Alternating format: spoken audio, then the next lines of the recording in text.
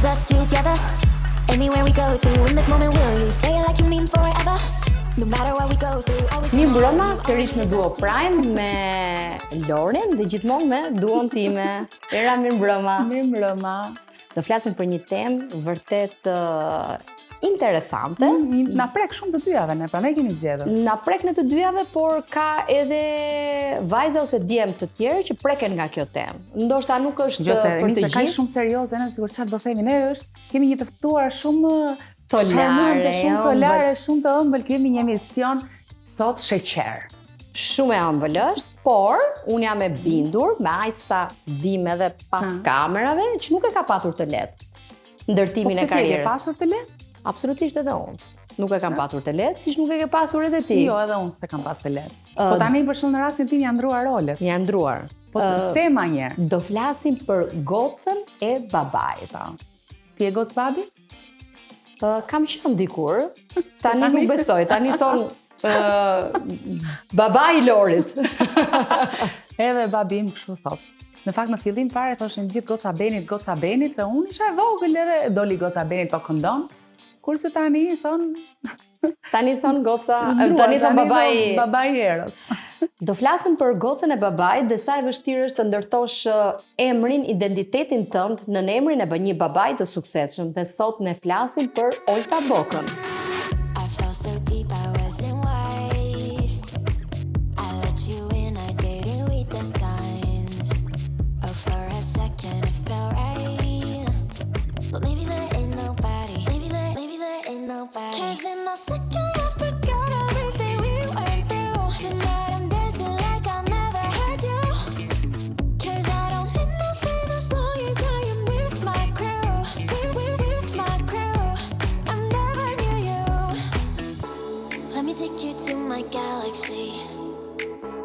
Say goodbye to all your wars.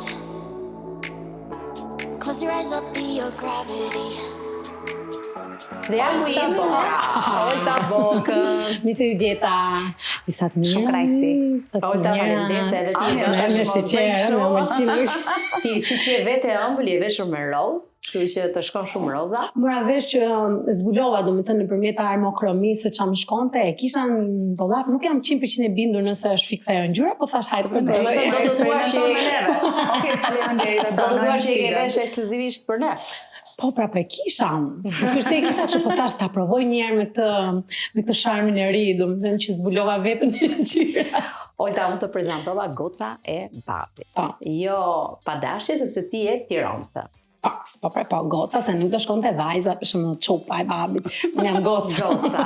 Tani, ne këtë temën e kemi diskutuar me Erën, se në fakt të dyja e kemi vuajtur.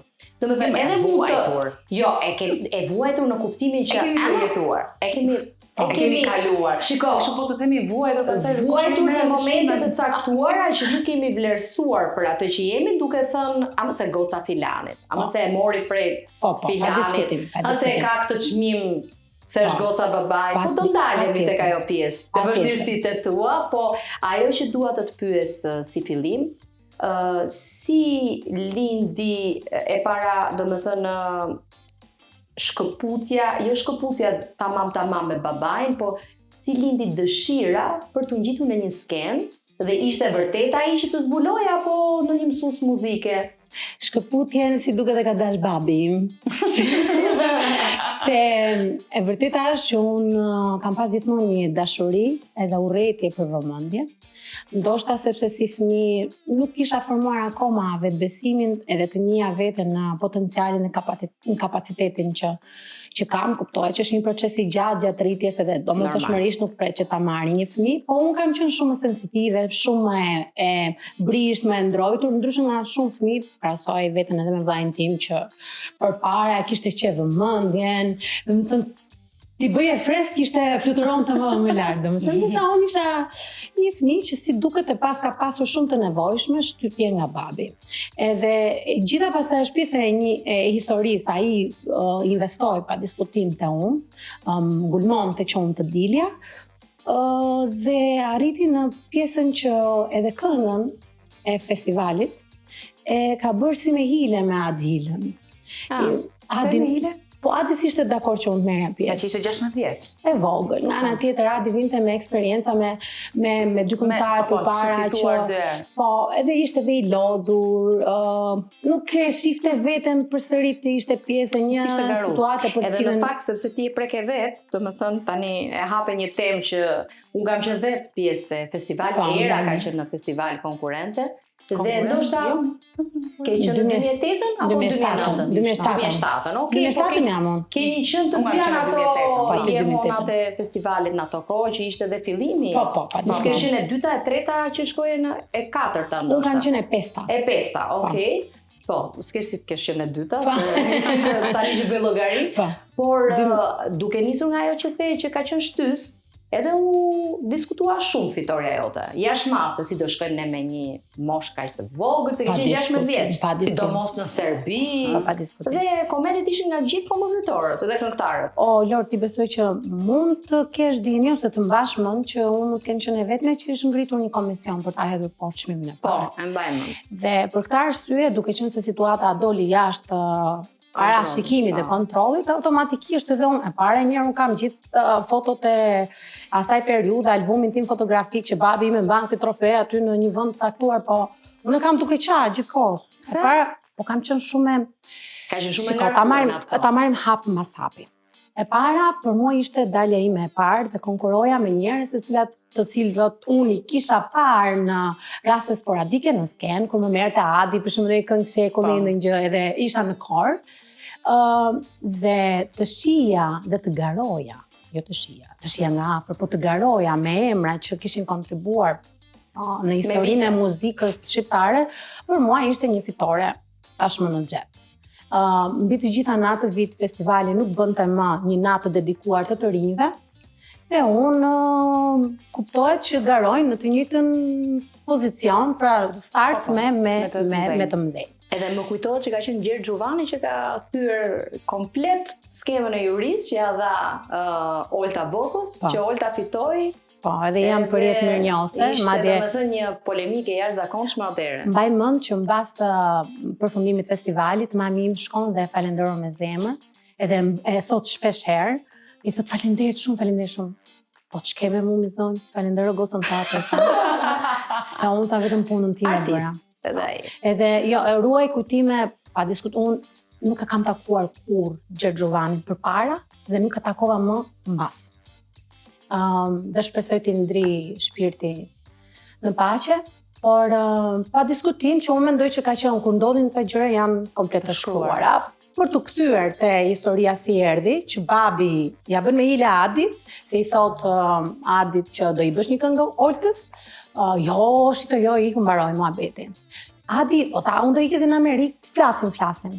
Kur vjen Adi nga Amerika, i thot babi, po këngën e Oltës ke bërë? Pse thash po?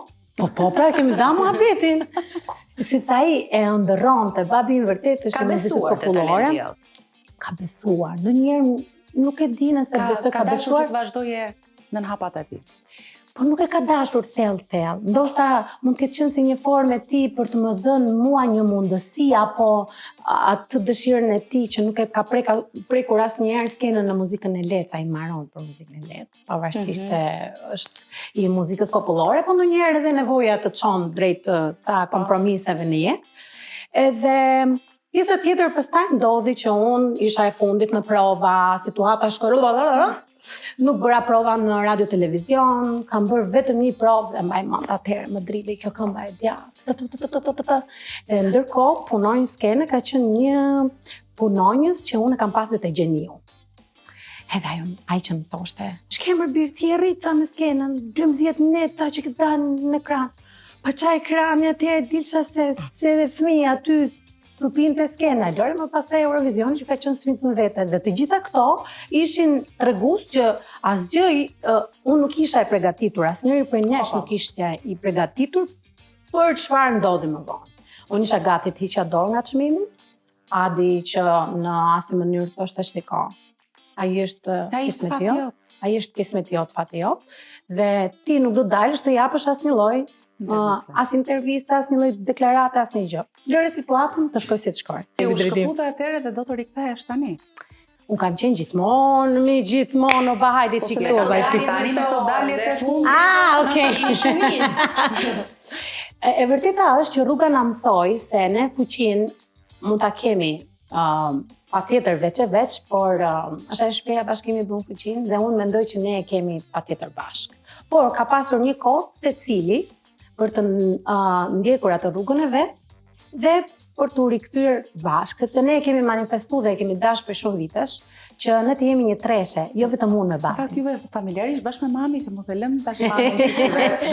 Nëse dhe mami ka meritat e saj. Pa diskutim, patjetër. Në fakt unë që ju njoh të gjithëve nga afër, kam parë gjithmonë tek ju një familje shumë të qeshur gjithmonë, nuk e di pse rini gjithë kohën. Mi se i qeshur jemi me njerëzit ne kështu vetë bashkë, po tha, kapo edhe. Me buzën në gaz gjithë kohës. Dhe transmetoni shumë dashuri të gjithë bashkë. Do të thënë kam përshtypjen që të dy prindrit edhe është merita mamit dhe babit. Ju kanë dhënë shumë dashuri dhe ju kanë rritur me shumë të mira shpirtërore. Patjetër, po. Pa diskutim. Me sakrifica, kjo është edhe një pjesë tjetër e medaljes, sepse për ata ndoshta është një peng i vogël që mund të donin të kishin qenë edhe më shumë kranesh. Sa më shumë? Se mira s'ka fund. Jo, po unë me Steven jam rritur, pavarësisht se çfarë duket, unë jam rritur edhe vetëm me Steven. Pra ata kanë sakrifikuar një pjesë të madhe të ditës së tyre duke mos qenë bashkë me ne. Ata janë munduar që ta kompensojnë në momente decisive shumë të rëndësishme që ne duhet ishim pranë njëri tjetrit, ata duhet ishim pranë nesh. Kjo ndodhet në familjet e sotme, të gjithashtu. Pa diskutim. Të ikur nga shtëpia. Pa diskutim. Po unë mund të them që unë edhe netët i kam pasur vetëm me Steven. Domethënë unë jam bërë një mini mami për Steven. Ti ke bërë prova me Steven. Po, e them për zotin e them. E them Steven është fëmia im i parë dhe gjitha gabimet që kam bërë te Steven i kam lënë në të shkuarën. Po, Steve tash ama në si eksperiment, si të vjetë. Më vjen edhe më përmend shumë gjëra, ato ja më e bëj kështu. Po, sot jam e bindur që ai ndihet krenar edhe për mamin që jam unë. Sepse shef një tjetër version. Një mami shëmbullore, Olta. Po, jo shëmbullore, po mundohen. 100% e përkushtuar. Do të thënë, unë kam rastisur me ty kur Gaja ka qenë shumë e vogël. Me zi e kam pirë një kafe. Sepse është edhe ai momenti kur janë të vegjël që kanë orar. Ato faza. Jo, nuk ishte Gaja, nuk ishte aq e vogël, do të thotë një 4 vjet, diçka tjetër. Dhe më bëri shumë përshtypje dhe gjithmonë kam thënë vetë tek mikeshët e mia kur vinte puna për kjo Olta.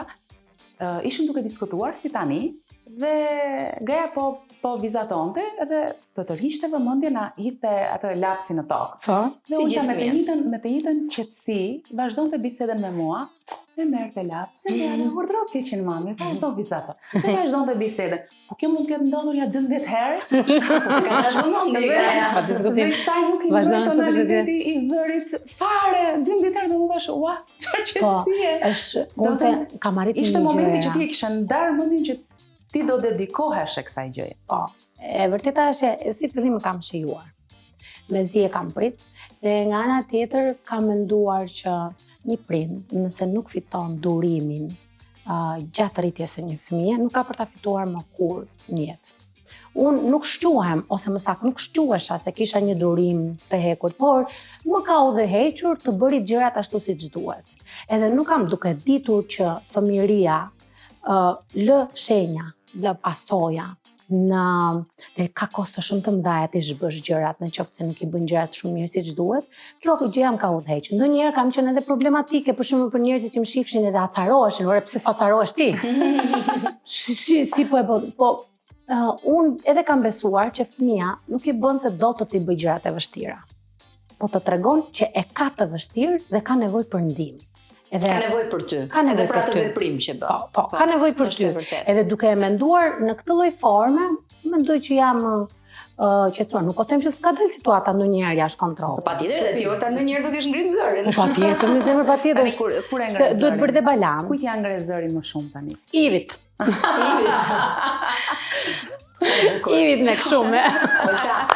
Po të shë një vend të shkuj, shkejtër si thes boksi, po. falje publike, po nuk hyn gjë, prapë se sidoqoftë situata do përsëritet, nuk premtoj që të përsëritet. Më falore se që doja të bëj pyetjen tënde. Ska gjë fare. Që tani në familjen që je rritur, me dashurinë që thaun dhe me mirësinë që ju kanë rritur të dyve, ti mendon që atë gjën që ke marrë nga shtëpia jote e prindërve do ta çosh tek shtëpia jote ku ke ndërtuar? Domethënë ishe ti kështu në këtë mendim? Jo të gjitha. E di pse? Se kam kuptuar për shembull që unë kam bërë shumë gabime me prindërit e mi.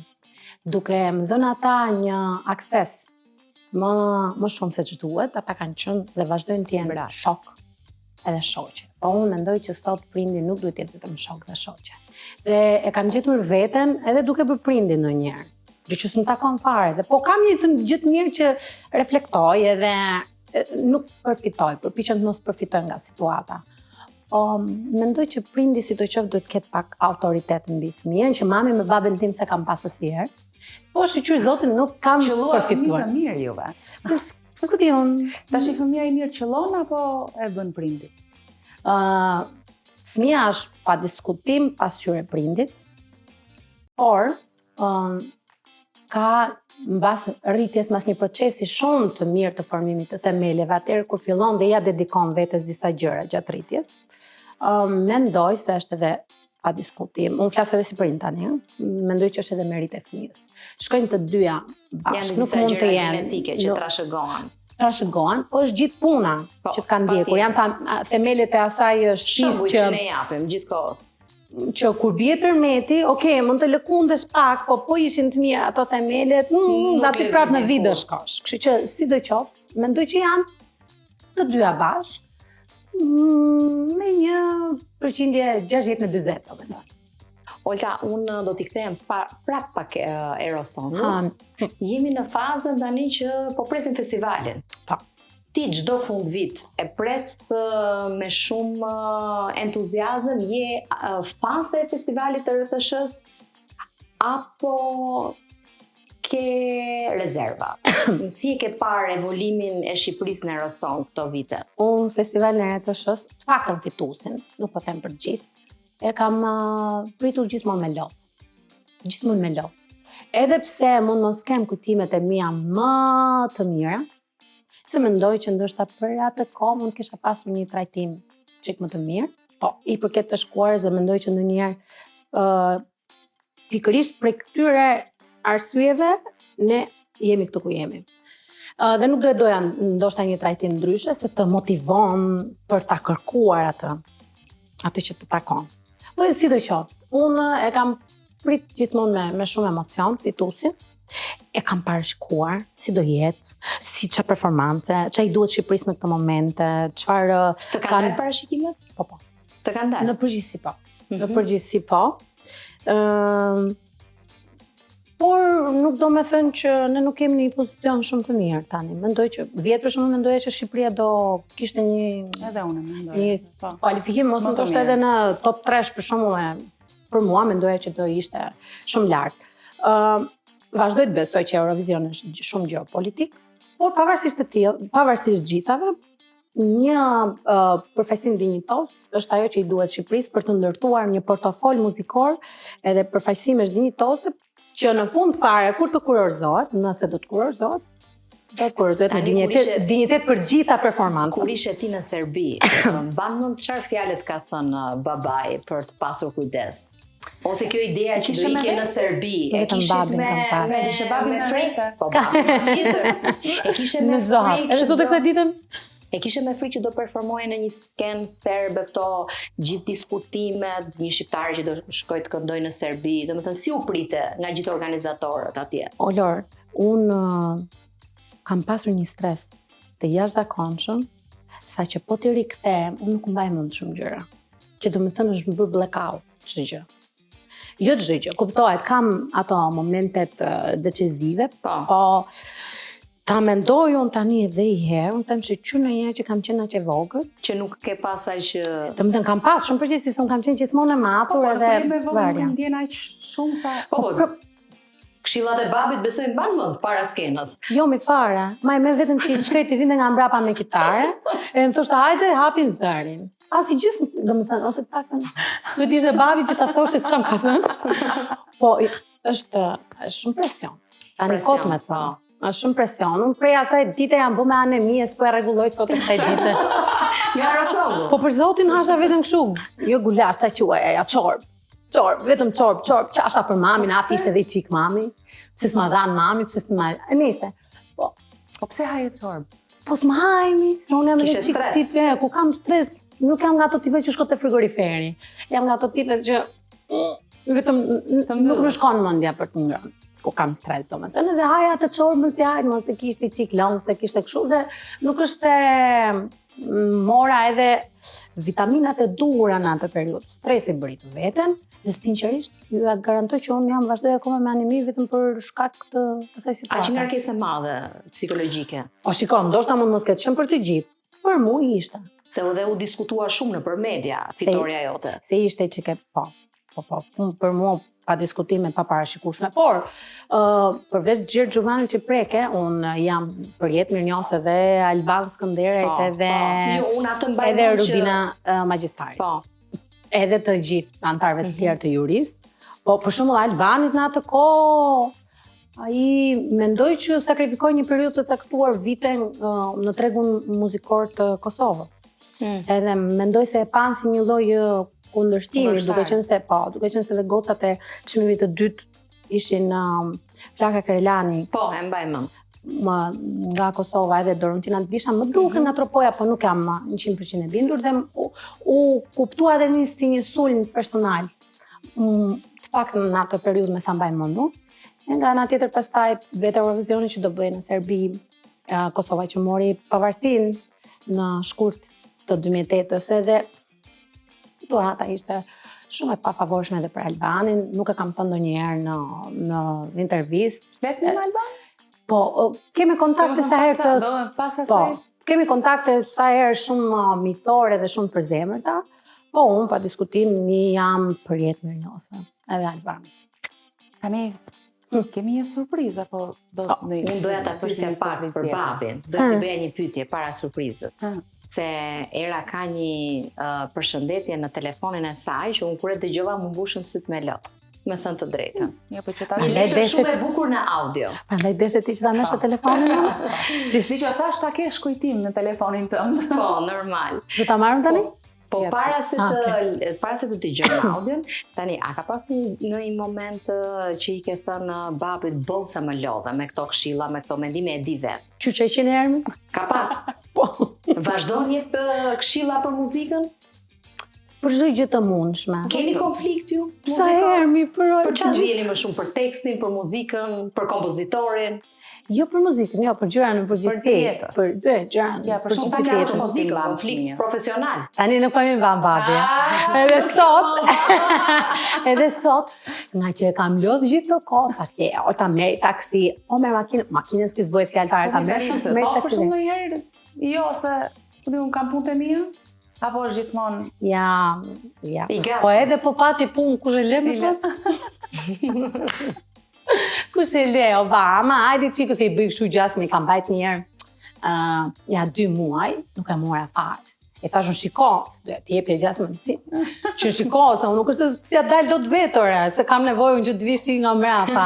Unë si është hajde, ti rri me nipin tënë, bëjmë një qikë dorë mua bet, ti jemi bashkë me njëri tjetër. Ta kesh për lukë si rri me gocë. Po pra, e bëra tashi me çunin, para një viti, një gjeti, fiks para një viti. Do ti, e bëra një 2 muaj unë, do ti si koraj qikë babi. Ate zuri gripit shkretin. Po unë që shifësha ore kuj si pa fuqishëm ankoj, ato 4-5 ditë. Hecë mërë me mu, thash, hajde dalim. Hajde dash me mu, bravo, shumë bukur. Hajde me mu i thash dalim, të tash e shef si bësh për zdojnë. Aktivizoni e qikë. Po, edhe që nga i moment, pasaj nuk e kam bërë më, kështu që, qa kemi neve, që na prit neve tashi? Tani ne na pret. Ajo surpriza bukur. Një surprizë shumë e bukur për ty. Ajë. Po ti mund t'ja çosh te telefoni dhe ajo i bën play. Jo, do t'ja dërgoj me mesazh. Po. A lexoj vete? Jo, nuk do ta lexosh, është ta dëgjosh. Kështu që edhe ngrije pak volumin e telefonit dhe ti do t'i bësh play dhe të ta mbash afër mikrofonit. Okej. Po. Edhe do të dëgjosh. Hajde qyri. Afroje pak. Pet, Lora.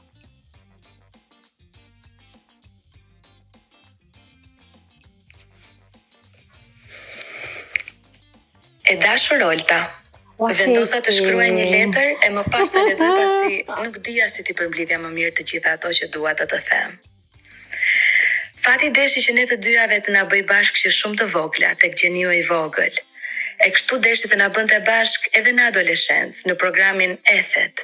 E më pas, duke pasur një histori pothuajse të njëjtë, duke shkuar në Eurovision njëra pas tjetrës, të dyja shumë të vogla. Mbas të gjitha këtyre u bëm bashkë aty ku ne të dyja fatin e jetuam. U bëm bashkë në skenë për të kaluar një nga periudhat më të bukura të karrierës tonë. Aty ku përveç se kënduam bashkë, u lidhëm akoma më shumë me njëra tjetrën. Plot emocione dhe plot kujtime të cilat do t'i kem me vete gjithmonë. Jam kaq e lumtur që përtej të gjitha uljeve dhe ngritjeve, ja kemi dalë të gjejmë gjithmonë rrugën në zemrën e njëra tjetrës. Gjithmonë është bërë pyetja se si ja dalim, edhe mendoj se nuk ka receta. Vetëm kemi mësuar gjatë rrugës se miqësitë e vërteta patjetër mund t'i rezistojnë të gjithave e të udhtojnë të pathyera në kohra. Gëzoj me ty çdo arritje tënden, edhe jam aty gjithmonë për ty, për një bisedë të gjatë, për një mendim profesional, për të festuar e për çdo gjë tjetër. Dhe e di që tek ti gjej të njëjtën gjë, edhe për këtë jam pafundësisht e lumtur dhe mirënjohëse. Uroj që jeta të t'jap vetëm bekime, ashtu si kundër të ka dhuruar dy mrekullitë tua, Gaja dhe Brelin, dhe familjen tënde të vogël që po bëhet e madhe tani. Të përqafoj dhe mezi pres të takohemi. Ju përqafoj dhe ju goca dhe faleminderit shumë për këtë moment kaq special. Ju pudh. Sa radiofonike më kesi. Është dramatizëm. Kesi Tola e përshëndesim dhe edhe e falenderoj shumë Kesi. Se prizja fare. E shikon. Ne të surprizojmë këtu. Kesi ka qenë për shumë vite, njeriu i parë që unë takoja për vit të ri. Edhe viti i ri për mua shumë. Po se duke qenë se neve punonim, edhe unë vitin e ri e kam shumë të rëndësishëm se nuk e kam kaluar asnjëherë në shtëpi. Shumë vite bashkë. Po se kam kaluar, po edhe me familjen time nuk e kam festuar asnjëherë. Do me thënë, babi ka qenë gjithmonë në punë, mami ti rasiste shpeshherë që ti ishte turni i tretë.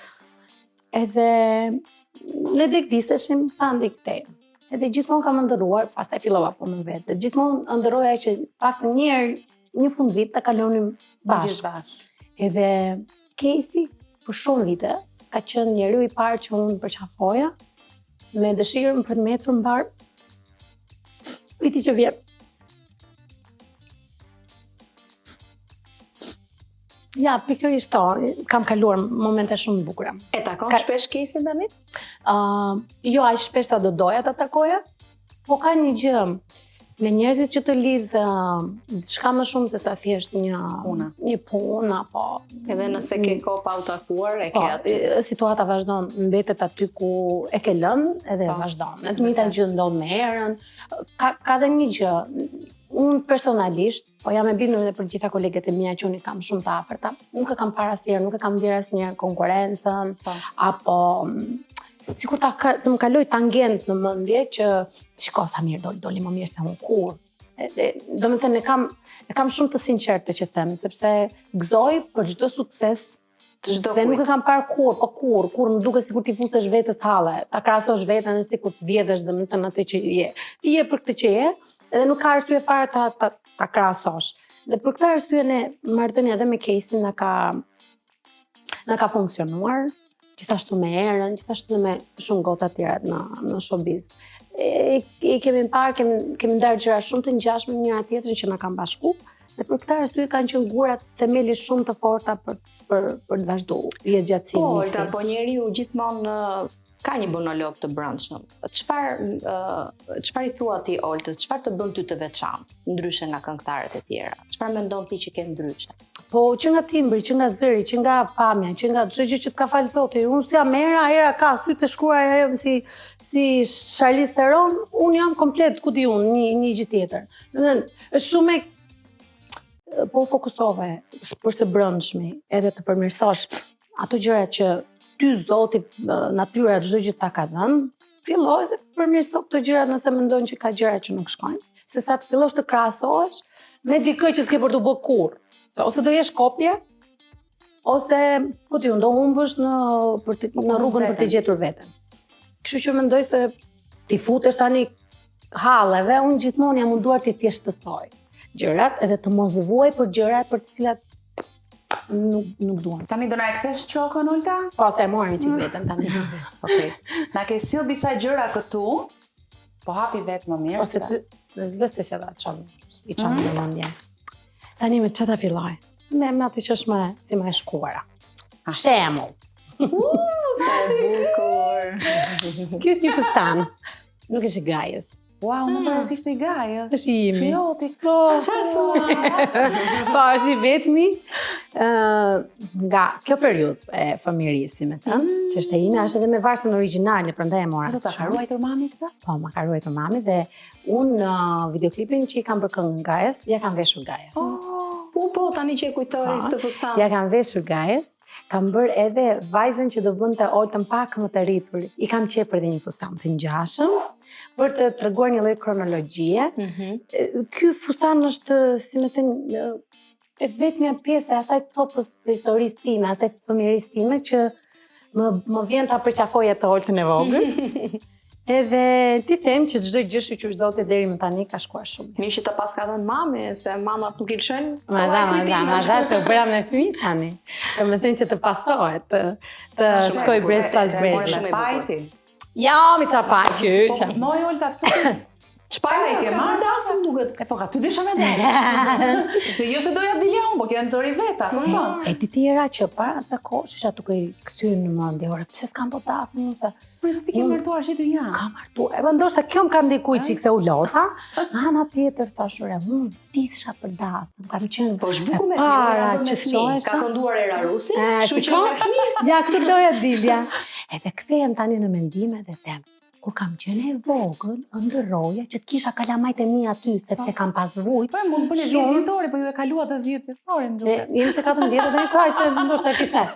Kismet, nuk ka rëndësi, do me të në i për vjetor. Rëndësishme është kur ta ndje, kur tjetë që e mbarë. Po që ke dëshirë ta bësh. Po, mi po. Duhet. Mund mos jetë dasë, mund jetë një festë, mund jetë një gjë. Fustani i bardh duhet, Olta. pra, Ngelet kujtim. Në kuptimin që nuk ka më kuptimin e dasmës tradicionale. Kujtimin në ëndrat e tua është për vetëm tënde, apo është për të pasur një kujtim me prindrit? Për të pasur një kujtim me të gjithë.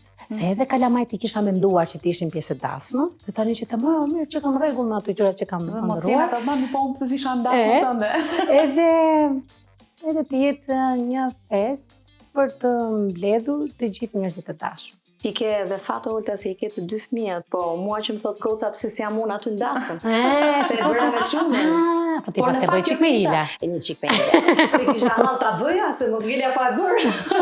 Po pse ti se nuk e kishe menduar që do bëje fëmijë tjetër apo? Jo, se më kisha ka i çaqaf. Po ta bëja. Kishte kjo që ngjelte pa dasëm. Dëgjoj, kjo që the është shumë e vërtet. Fakti që mbledh gjithë njerëzit e afërt, ke një kujtim, i ke aty në video, mbetet gjithmonë një gjë e bukur. Pa diskutim. Se njerëzit në fundit për të tilla momente jetojnë. Për të kapur këto grimcat e lumturisë që pastaj të ka. Prit për shemb. Ajo është. Hirushja. Sugjer. Sugjer. Po nuk lidhet me periudhën time të tanishme. Lidhet me periudhën të fëmijërisë. Ja. Unë kam qenë një gocë që kam filluar së larë herët që 9 vjeç. She. Po. E kam seriozisht.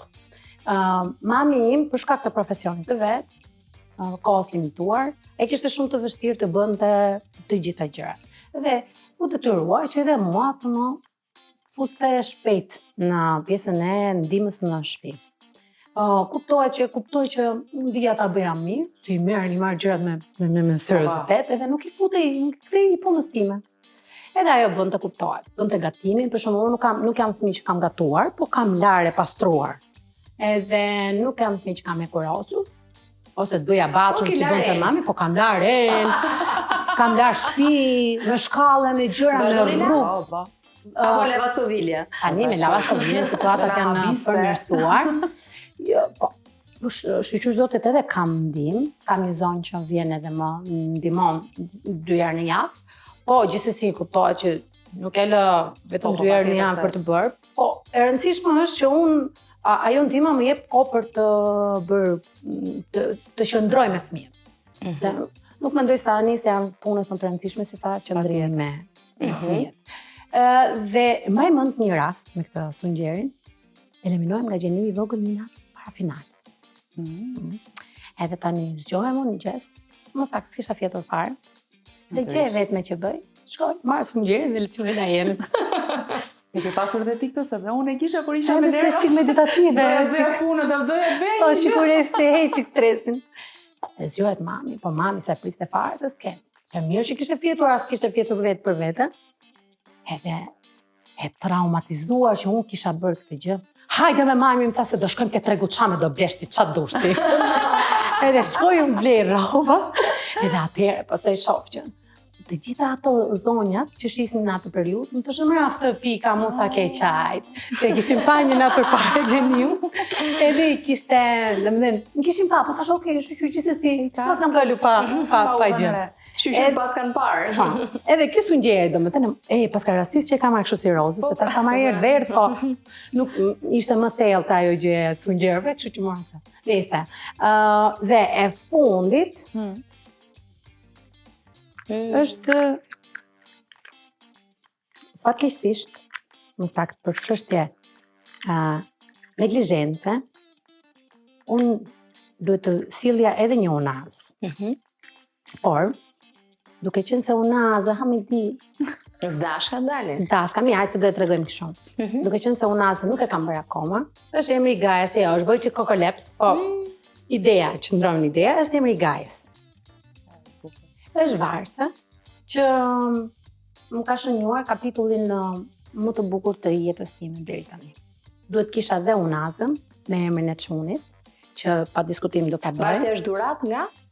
Është dhurat nga prindrit për periudhën e bukur të mbas Shazanizëm, të ardhjes një të gajës.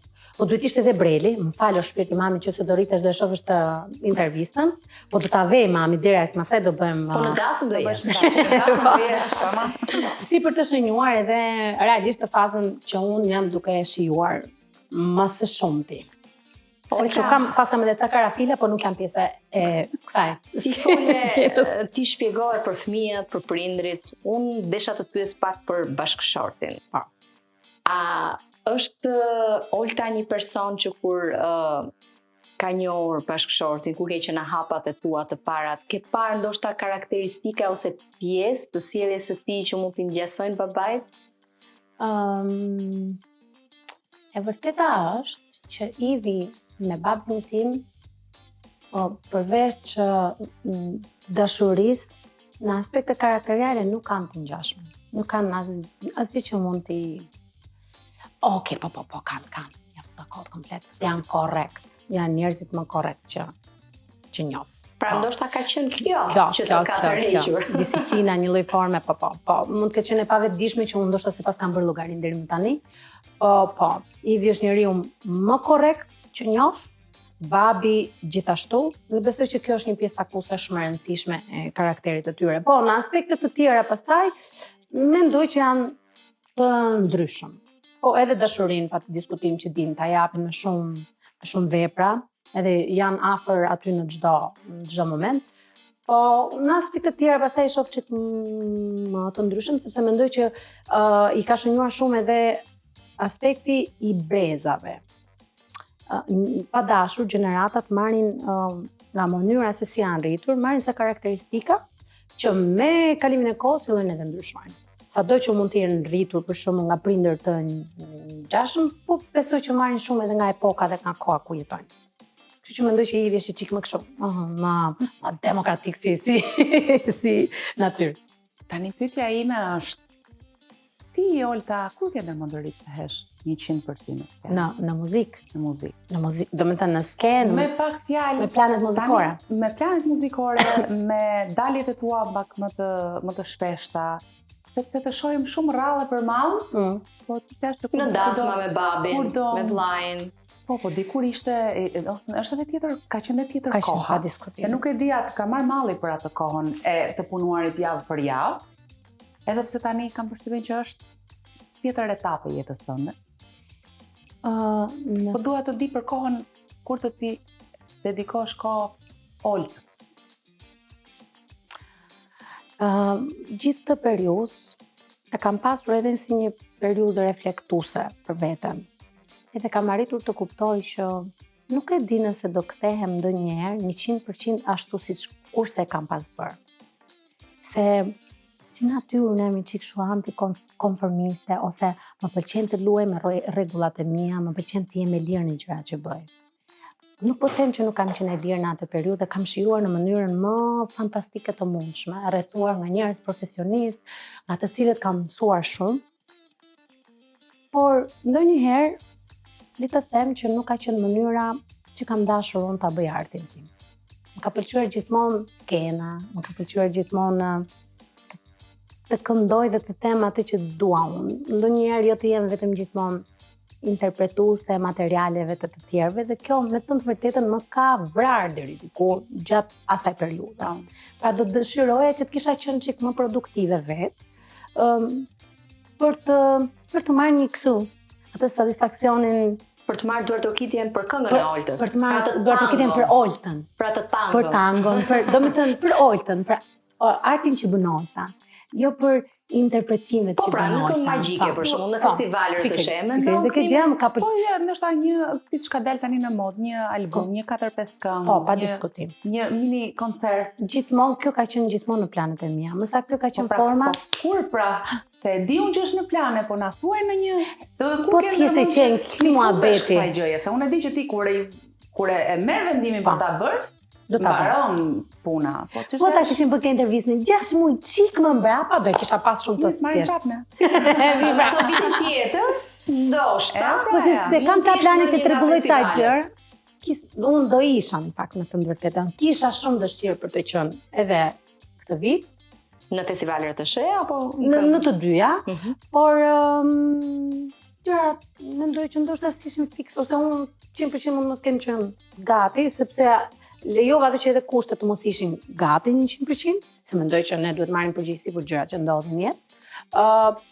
Po nuk do mungoj realisht se më ka filluar të më rikthehet nostalgjia. Po mendoj që jam duke mbyllur një etap për të cilën isha shumë e vendosur ta bëja, e shijova. Sa vite? Po tash po bën, domethënë bashkë me Shtazhanin po jam bërë 6. Po, gjithmonë ka qenë aktive në projekte të ndryshme. Pa të vogla gjëra, jo, si më thon, shumë dedikuar. Sa më kam edhe këtë problemin që kur I futem në gjë dua ta bëj mirë.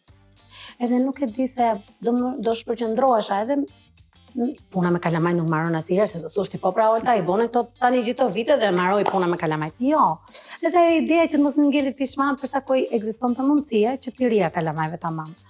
Po vash tani. Tani më në balancë të gjitha gjëra. Neve po presim që të me shohim Zotit jemi me shnet. O e festivalit të RTS-s, o të kënga magjike. Do kisha dëshirë ta shikoja një koncert recital tonë. Me vërtet? Po. Do të thënë tamam për të parë atë Oltën, që ti ta realizosh edhe këtë gjë vetes tënde. Se në fakt ato do të thënë çdo artist në Shqipëri synon ka 4-5 gjëra që kënga magjike, festivalit radio televizionit, një koncert recital. Po, unë nuk ja fal vetes që nuk kam qenë më produktive në periudha ku duhet isha produktive, por nuk ja fal vetes, tash se mund të kishe bërë më shumë repertor. Mund kisha bërë pa diskutim që mund kisha bërë më shumë. Po ndoshta muzika e live-it të kalodhur të ka. Për fëmijët në fakt janë shumë të bukura. Era. Edhe të lutem këndoj çikën me çun. Këmoj. Me çun. O më jam çik. Fillon tash. Era po me një sekond tash. Se tani ti më bën një pyetje ashtu sikur nuk e ke kaluar vet. Tani kur kënoj mes 700 njerëzve, do kënosh të s'ke nga I bën. Po kur jemi 2 veta ashtu sikur kapi çik turpi o gocë. Po me që ti ikim, do t'i ikim. Le, ama vejnë sert. Ama le, tani dhe lutem. Unë ta mbyllim atë refrenin. Po mi se tash... Po, nuk ka refrena, është I shqit qita. Ka me ja tregu, unë gjithë botës marë, se në këtë shtëpi lindi një djalë. Se në këtë shtëpi lindi një djalë. I love you. Tani që po singili hatri gajës edhe pak nga kënga e gajës. Shiko tani, që kam menduar unë për të bërë këtë gjë, duke qenë se njerëzit ndonjëherë nuk e kanë kuptuar që unë i kam bërë në fillim gocës, e që mos ngeli hatri çunit, po jo. Ja se erdhi kështu si shumë motivi bukur i Brelit, po kam menduar që edhe këngën për çunit. Po e kam bërë vetë. Kam qenë duke i ndru Pelena.